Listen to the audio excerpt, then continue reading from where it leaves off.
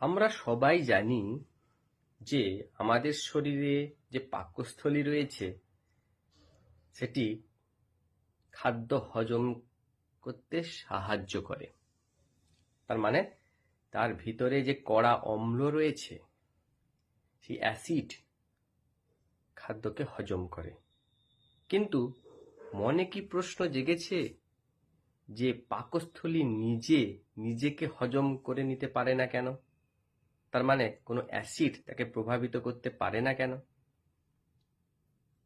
তার কারণ পাকস্থলীর যে গায়ে তার আবরণে একটি মিউকাস আবরণ থাকে, যেটি অল্প ক্ষারযুক্ত হয়। তার জন্য পাকস্থলী নিজেকে